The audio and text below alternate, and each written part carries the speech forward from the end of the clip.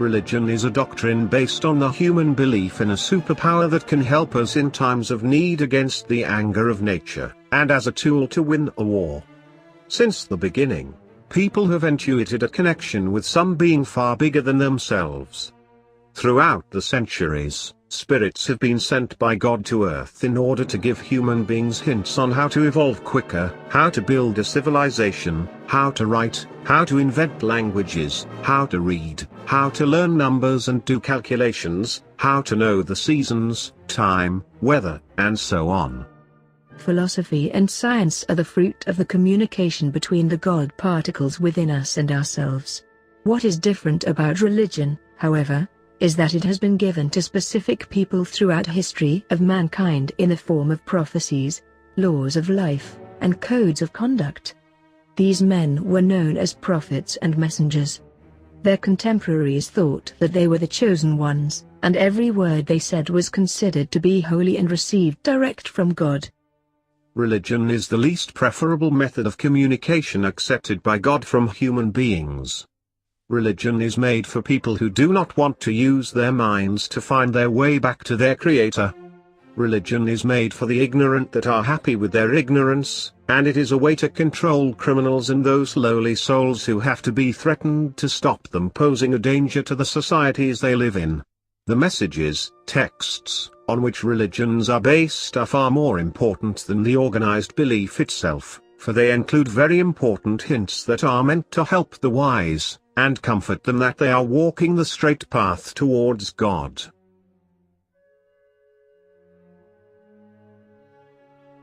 Servants seeking the truth do not need a religion or an idol to follow, because the Spirit is always within their reach.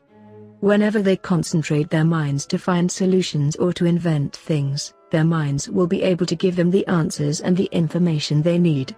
This kind of communication is the true definition of prayer, not the hallelujah thing that religious people call a prayer. These people do not pray, they only beg, and they only turn to God for help when they need better health or a wealthier state of being, a beautiful partner or healthy children. Religion is not valued by God, but He found it necessary for the majority of people to keep order and minimize the chaos that could result from their having irresponsible freedom with no tough rules. Freedom requires us to be responsible and wise, otherwise we have to follow a religion. People around the world think that the specific type of religion they are following is different from and better than all the others. But in fact they all follow one religion that is brought to us by the Spirit and has evolved with time. Jews, Christians and Muslims believe in one Creator, and their books evolved with the evolution of the society and its needs. Now many people, especially atheists, would say that man has made religion. Sorry, but it is not. And archaeological findings prove beyond any doubt that some alien or extraterrestrial creatures exist and were worshipped as gods in the pagan belief systems. The understanding of the divine evolved mostly at the hands of Abraham, who was the first to use science and observation in getting to know the truth and to identify the real Creator.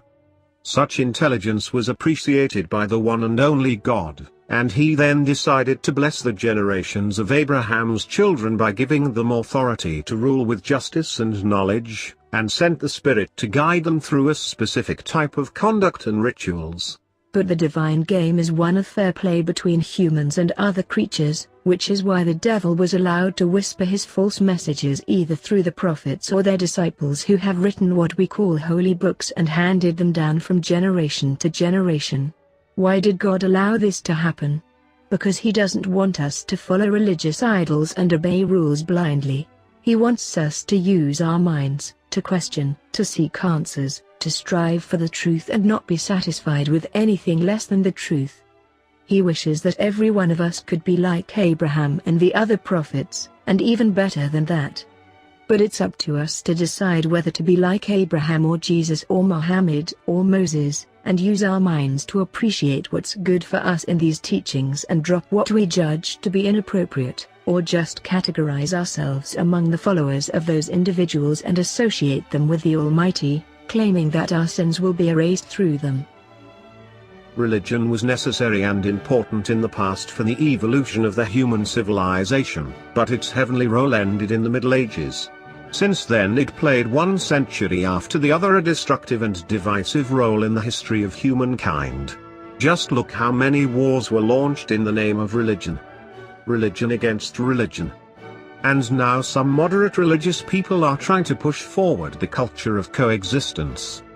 For Mrad, this is hopeless, and it will be repeatedly short-lived, because at any time, some people of this or that religion will dig up in ancient texts and adopt extreme views in order to restart a religious sectarian conflict again and again and again. Just look around you today. The Israeli-Palestinian conflict is based on religious belief. The wars in Syria and Yemen are mainly based on sectarian differences within Islam between Shia and Sunnis. Religion is not useful anymore to the human civilization, it's rather very harmful. It's time to wake up. The days of religion should be now counted. All religions should be eradicated and replaced with wisdom. Yes, the human civilization is like a baby that evolved with time into adult. When we reach 40 we don't go back to primary school, do we? We no longer need it. We can now understand our Creator better through science, philosophy and research.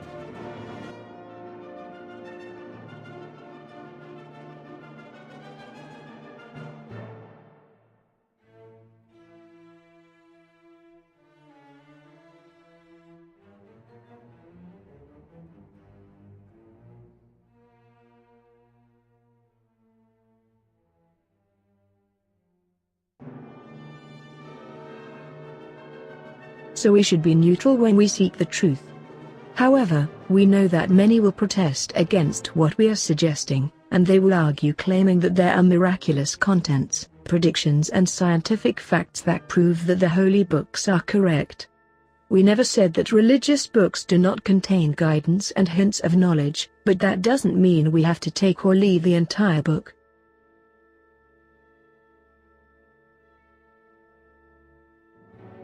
Let us ask you a question. If archaeologists found an ancient tablet with some scientific equations on it saying that it's a holy text, and the equations say 5/3 equals 2. 1 + 1 equals 2. 2 × 2 equals 10, should we accept everything in it as true just because it said correctly that 1 + 1 equals 2? Or should we take what's useful from it and drop the rest? God gave us minds and eyes to use them. If he wanted slaves, he would have created robots with no brains.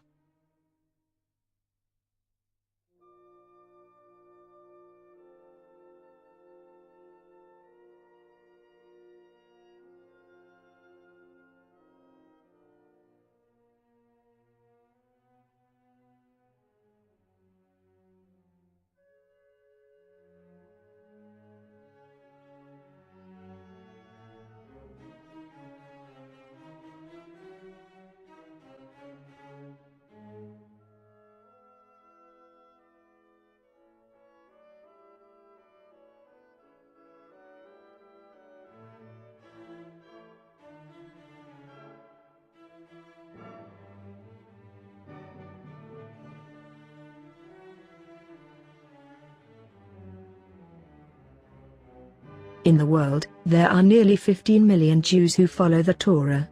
There are 2.5 billion Christians who follow the different versions of the Bible and believe in the pagan Trinity. There are 2 billion Muslims who read the Quran daily, as people have done for almost 1,400 years, without understanding what it is talking about, the majority of them following its dark interpretation intended to be adored by the doomed and the losers. 500 million followers of Buddha the Arrogant think that everything around us is an illusion. And 1 billion people believe in Hinduism, which is based on a collection of ancient pagan beliefs.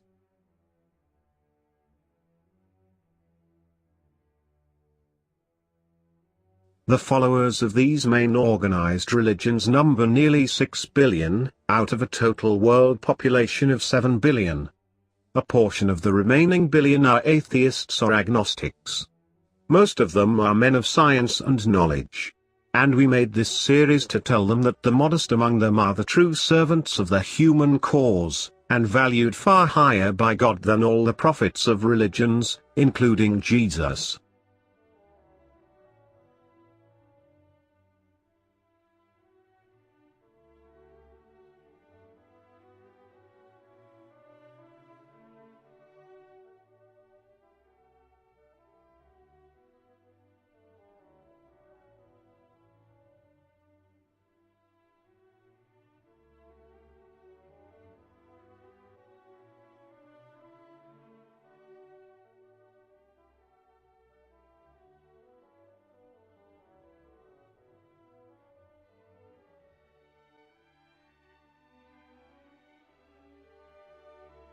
To people from all religions who spend their lives practicing organized religions, praying as they're told to pray, that is fine as long as it doesn't hurt anybody. But wake up, this is not what we are here for, because God doesn't want slaves. He doesn't need people to pray for him all the time, because he already has the angels to do this, and even then he preferred us, the human beings, over the angels. Why? Because he had given us free will, powerful minds, sweet hearts and good souls to be creative like him, to be wise like him, to share this planet with other creatures, to work hard and sincerely, and to rule the earth with justice and mercy.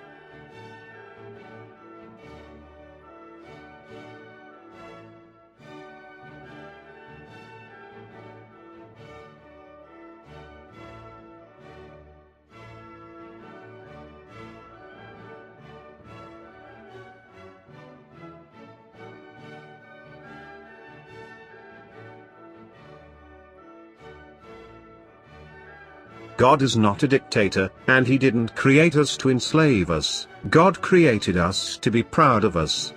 And our mission here on earth had to be, because his other creatures challenged him that they were better than us. But he stood by us and decided to put us to this test so he could prove to them that we are worth it.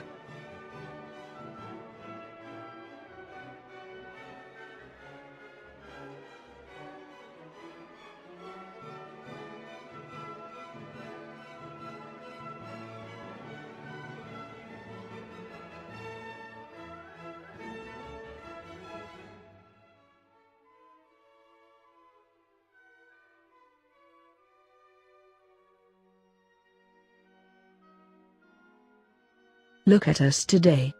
Are we really worth it? We are afraid not, because hatred, killing and corruption are everywhere. And yet some scientists say the God of the holy books is sick and jealous of human beings. We feel sorry for everyone who reads and does not understand, because most of them have failed to hear God's voice and see his wise plan.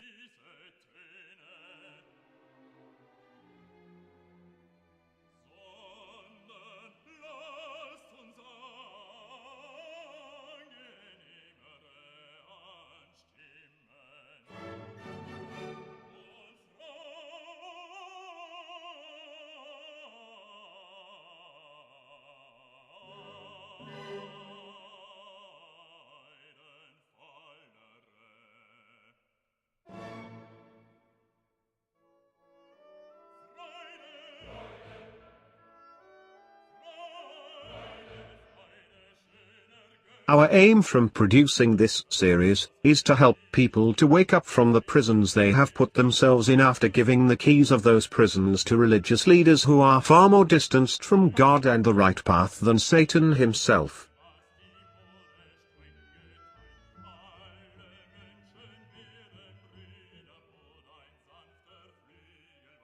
God doesn't want organized religion, doesn't need specific rituals.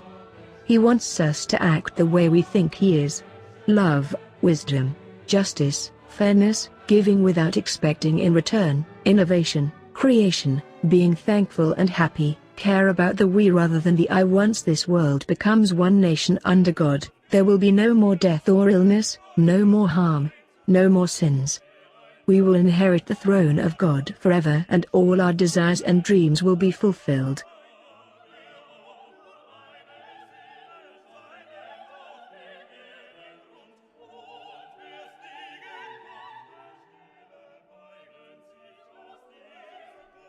But if we remain divided into tribes, colors, religions and nations, then we have to keep going in this vicious circle of pain and death. And believe me, God is able at any moment to erase us and replace us with new creatures who could better serve his and our causes. He said that humans are better than all his other creatures, and he will stand by his plan until it is fulfilled. This is our duty, to rise to the challenge, instead of following our horrible, unworthy, selfish desires. We must act as one to win the eternity that God has in store for us. How wonderful he is! Yet people still consider themselves better than their fellow men. Enough is enough. We should get rid of these nonsensical lost beliefs.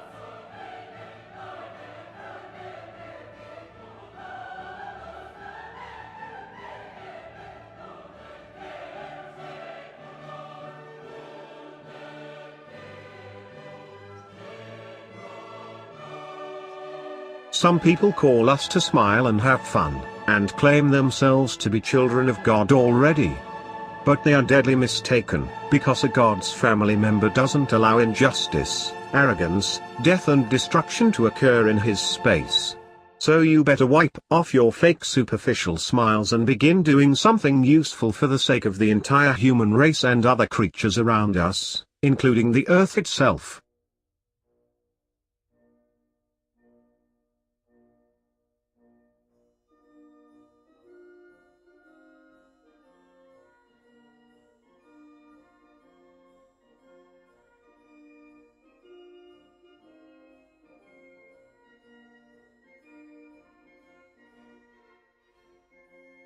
Through the centuries, philosophers, prophets and civil rights activists have revealed to us which actions are righteous, or what is called by every one of us the right path.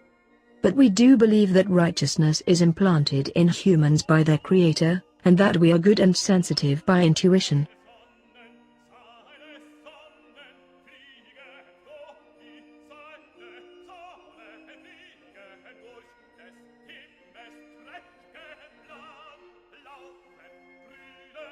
Yet most of those who call themselves religious do not follow the right path in their daily lives, but instead take their own path of arrogance and, as they do, attach themselves from society, counting themselves better than others, which is a grave error because modesty and humility are two pillars of the bridge of righteousness. People of science are also at risk of arrogance when they reach the point of denying completely the existence of the designer of designers.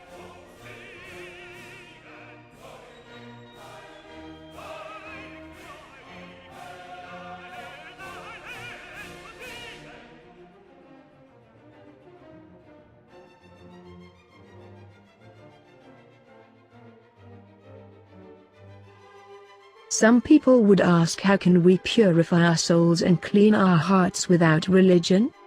Our answer is, we don't need organized religion in order to understand that the journey on the right path would be impossible without these lights: free love, forgiveness and tolerance, generosity and charity, prayer, modesty, and humility.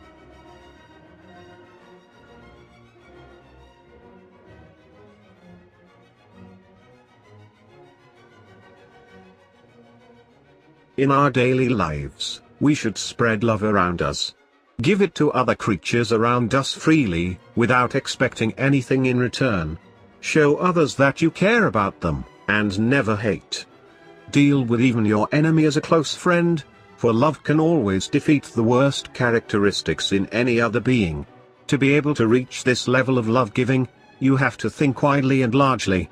You have to keep your connection with your Creator by remembering all the gifts He gave to you. By feeling His great sincere love, you will be able to transform your heart into a clean mirror that reflects this divine beautiful love and spreads it like rays, connecting you to the hearts of others.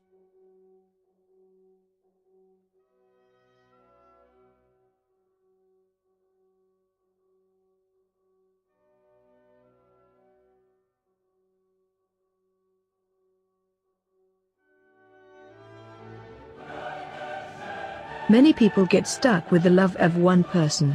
This exclusive kind of love has no wings to fly. It is a form of egotism, a love with no future.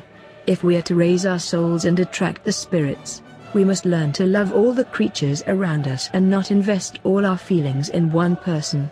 This can only be achieved by discovering who we are, why we are here, and what is our aim.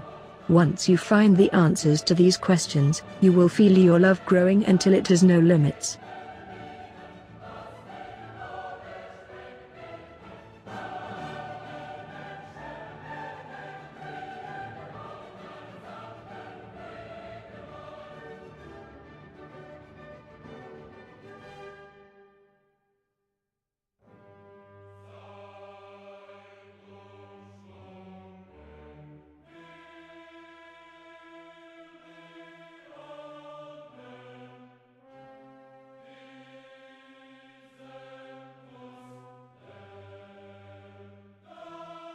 Never seek revenge, no matter how great your problem or your sorrow. Forgive, for our Creator is the greatest forgiver, and we should walk in His way. Never fall prey to paranoia, and do not listen to conspiracy theorists. Trust God and He will protect you. Think positively, and tolerate others no matter how harshly they may have acted toward you, or how ill their thoughts of you might be. Respect their freedom of belief and choice, because such freedom has been granted them by their Creator. If you wish to debate with them, always express your opinions gently and listen carefully to what they have to say, for life is a never-ending school and there are lessons we can learn from any creature, human, animal or insect, and from people from all walks of life, the poor and the rich, the fool and the wise. Always keep your radar tuned to catch any positive conclusion you can draw from a word or an action of others around you. Always listen to and record only what is good, and let go of what is bad.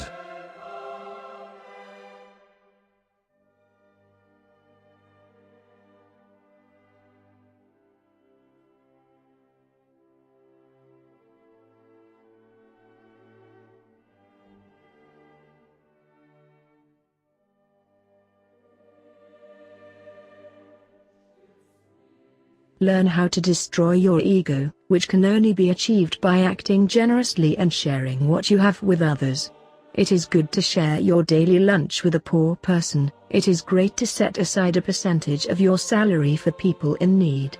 And if you have sufficient wealth, there is nothing better than investing in scientific projects, artistic endeavors, and anything else that could spread positivism.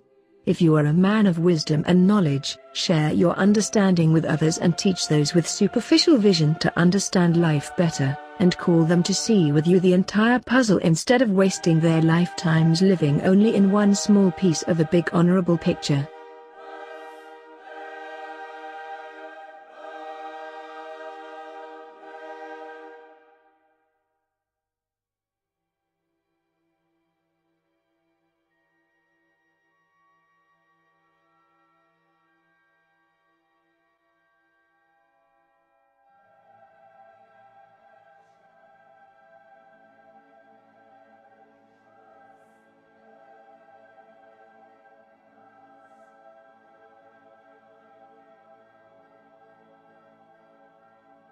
Nothing nourishes the soul more than a sincere prayer, a sincere connection between the creature and his Creator.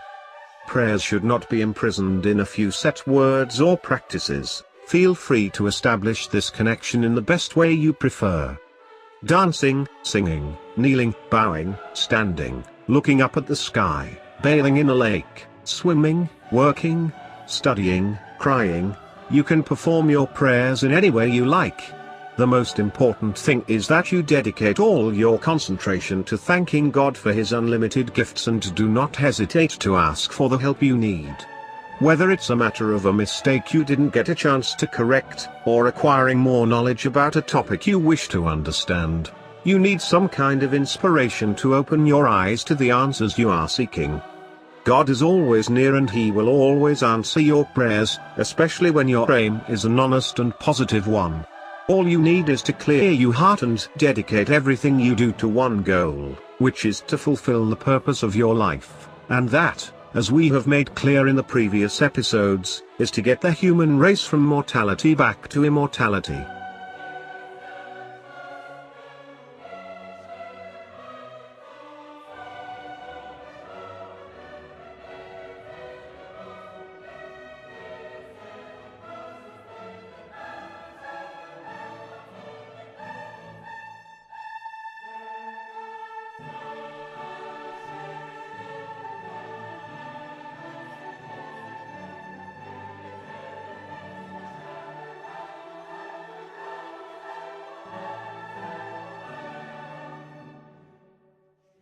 Always remember that you are just one tiny creature in a huge universe, and that the aim of your life is to act wisely, to improve your skills and to gain knowledge. So whatever your position, and no matter how great your wealth or fame, fight haughtiness and arrogance because they kill the soul. It was exactly these character flaws in Satan that drove us into this miserable challenge of mortal life, so never fall into such temptation.